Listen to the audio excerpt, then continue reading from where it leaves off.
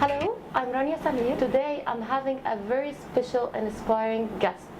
Someone who turned the life from a war of life to a call of peace. From being an Egyptian citizen to become a world citizen.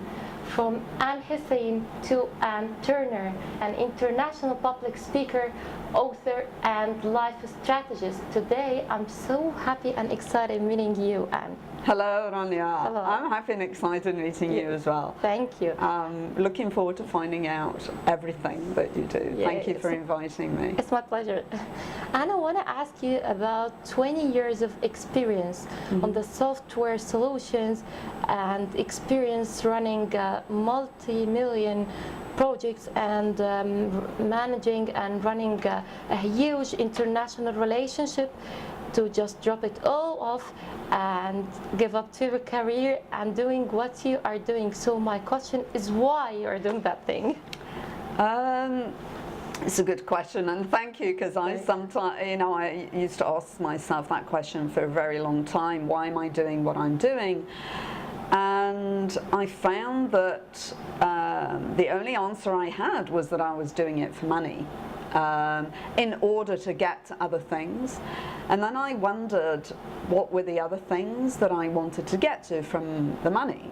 Because I think most of us get stuck at making the money and maybe don't think beyond what it is we want the money to get us. And I just felt that everything that I was doing, even though I had this very, very big thing about doing everything really well and with integrity, I felt like there was something missing, something else that I was meant to do in my life. And Mark Twain said the two most important days in your life are the day you're born and the day you find out why. And I remember the day I found out why, and that was the only thing that was important at that point. Letting go of those things, although it was scary, I felt alive for the first time in my life, truly alive. Doing what you love. Yeah, absolutely. That's amazing. I'm going to extract a few more quotes and ask you a few more quotes, okay? I found you saying that my mission in life is to enable every individual to make their difference in this world. So let me ask you how you make people do what they love to make a real difference in this world. Okay. Well, firstly, my big goal is to be an agent and a catalyst for world peace. And I remember when I first realized this, I felt that, alhamdulillah, I survived a war, and I felt that I'd survived a war for a reason, that I didn't just survive this war so that I can put it aside and pretend it never happened. There was something else that I was meant to be doing. And it was that day that I realized that what I was meant to be doing was creating peace in this world, and to start with peace in my heart. And that's why it was so easy to give up what I was doing, because I felt my heart wanted to do something that I hadn't done up to this point. And when I finally did give up my work and the money that I was earning, I went to live in Italy, which is something I always wanted to do. I wrote my first book, which is something I always wanted to do. And I thought, I would love for everybody in the world to feel like this, to feel that they can do the thing in the heart and live peacefully, happily. And I wanted to share that with everyone. So I thought if I could just inspire a handful of people to do this, and they can inspire other people to do this. And I feel it's very easy now to reach millions of people. We have, the ability in the internet to do that. So I thought, it doesn't have to be a big start. I just need to make a start first with me, and then inspire other people to do the same. And that make the whole difference? Totally. Okay, that's awesome. And talking about the heart and difference, you said also that creating my lifetime legacy and living from the heart give me time to sharing stage with the great Al Pacino. So how do you live by the heart, how you're living your legacy, and tell us about your story with sharing the stage with Al Pacino. Okay, so I signed up for a coaching program with a wealth coach by the name of JT Fox.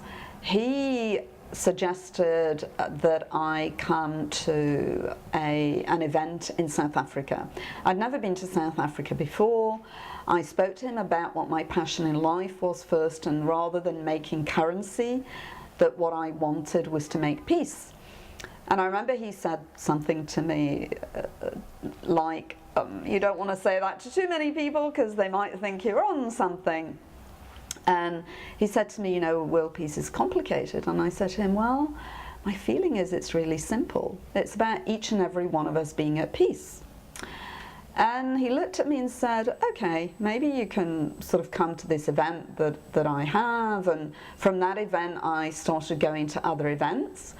And this particular event in South Africa that I went to, I think it was my second or third event, I saw Steve Wozniak, who's the co-founder of Apple. He was on stage, and JT Fox asked Steve Wozniak, of all the things you want to achieve in your life, what's the one thing you'd really love to achieve? And guess what Steve Wozniak said? World peace. And JT looked at me, he knew where I was sitting, and he looked at me and, you know, like this, and I nodded my head. And he said to me afterwards, okay, you need to come and meet Steve Wozniak. You need to come and meet other people. You must come to the next event, which was actually in LA, in Los Angeles. Right. And then when he told me that Al Pacino was going to be there, I thought, no questions asked, I'm going. I am definitely going. So I got there and I got an opportunity to get up on the stage and interview Al Pacino. Wow. Please make you meet Al Pacino, the great actor. Absolutely. I mean, I would never have guessed that that was the path. Only when JT heard Steve Wozniak saying this, he made the link and he said, right, you've got to come and meet other people. And so I went to Los Angeles and met Sylvester Stallone and Al Pacino. I'm going to take you for another turn or stage in your life, meeting Sir Richard Branson and being a part of the Virgin Unite and the Elder program. So tell me more about that experience of 5 days of inspiration. How do you feel? What have you done? And so on.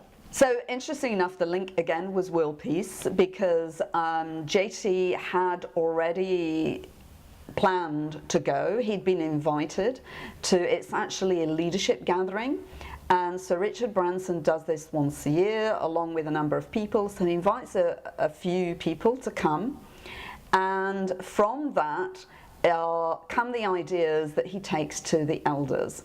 So the program that I was invited to, or the few days that I was invited to, is actually the leadership gathering. And JT announced in the meeting that I went to in South Africa that he would take one more person and that I should go and speak to his CEO.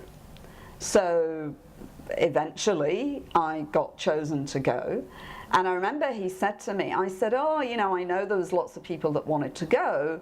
And he said, I'll tell you the true story of what happened, why I chose you to go. And I said, what? And he said, well, I was looking through the name and then I got to your name and thought, world peace, yes, she's going.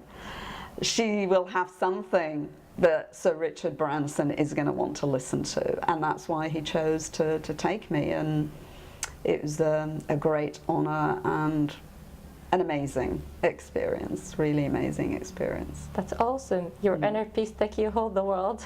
Yeah, absolutely.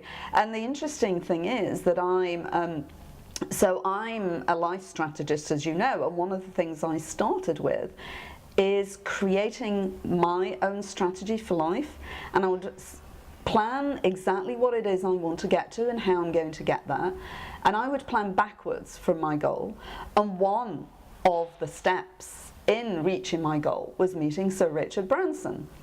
And I remember when I first met JT, he was talking a lot about Donald Trump, and I thought, yeah, I'd love to meet Donald Trump. Actually, I'd love to meet Sir Richard Branson. He said, oh, I don't know Sir Richard Branson. I thought, well, I'm going to get to meet him somehow. And 4 months later, I'm on Necker Island with Sir Richard Branson on a leadership gathering. That isn't simple. Yeah, absolutely. A next stage in your life, it's your new book and your first book, Wavy.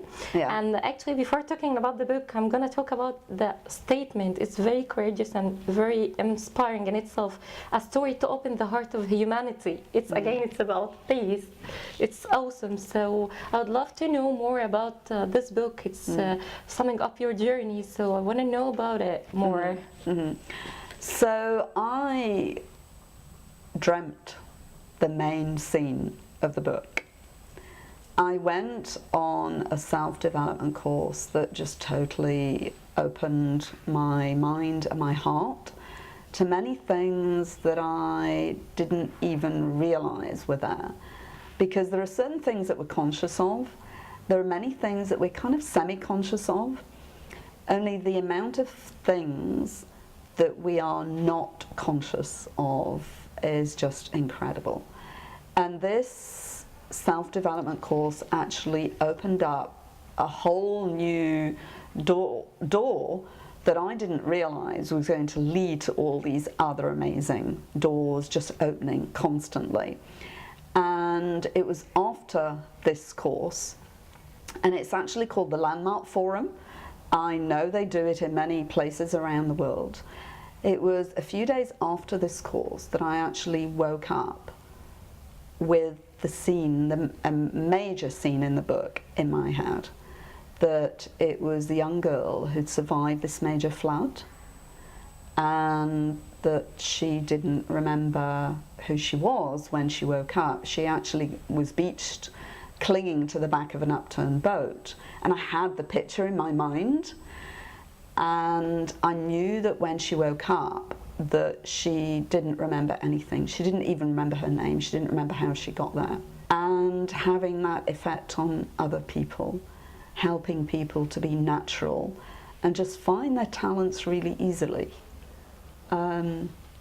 And interesting enough, this is my passion. Oh, it's so interesting. It seems to be written by your inner soul, I believe. Yeah. I actually felt when I was writing the book that someone else was writing it. I remember many times thinking, I know what's going to happen next, and getting really excited, and sometimes actually I'd be in tears because I think, wow, this is what's going to happen next, and I'd think, who's writing this book? It was just amazing. It was like it was writing itself. And there are many times now when I'm speaking to clients and I think about something in the book and I think, wow, it's like I knew that this was going to happen before it was even going to happen. Okay. Like so, meeting Richard Branson. Yeah, exactly. It was like, it was very prophetic and very healing for me. And when I conceived the idea of the book, it was to help people maybe connect to the idea that without all the things that weigh us down, without all the fears that we have, we are just beautiful, pure, capable, loving, talented human beings. And even if we feel we know some of our talent now, there's so much of our talents that are hiding in our subconscious. And it was my wish that I would just help open this place in people's hearts to themselves, really, to realize what amazing human beings they are. And their capability was way bigger than they could ever imagine.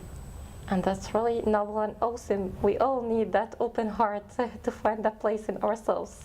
Exactly. That's amazing. Okay, and I want to ask you to give 3 important advices about your whole journey for each and anyone willing to live a successful, passionate, peaceful life. So how it would be? Okay, fantastic. Well, let me speak to the audience. So my feeling is the first thing is this connection with yourself. There is something that's talking to you all the time, and it's not the voice in your head, because we all have these voices in our head that are constantly correcting us. Why did you say that? Why did you do that? You should have done this, you should have done that. And they're just constantly talking. And my feeling is those voices in our heads are actually covering the one true voice in our heart. And if we could just be letting go of the voices in our head that are constantly judging and evaluating who we are, and listen to the voice in our heart, it will tell us everything we need to know, and it will lead us to wherever we want to go easily. So my first piece of advice is listen to the voice in your heart rather than the voices in your head. Wow. And my second piece of advice is that when you come to a point where you need to make a choice, and I make a distinction here between making a choice and making a decision, because most of the time we make decisions, and usually decisions are about just listing, you know, what are all the reasons why I should do something, what are all the reasons why I shouldn't do something. And supposedly we make a choice based on, the list of why I should do it is bigger than the list why I shouldn't do it, and then we decide. And my feeling is that actually we make a choice, because sometimes we choose to do something even if the list for the reasons not to do it is greater, because there is something in the list, maybe I haven't even put it on the list of the reason why I should do this, and my heart is still saying to me, this is what you should do, this is what you should do. So my next piece of advice is make a choice, not a decision.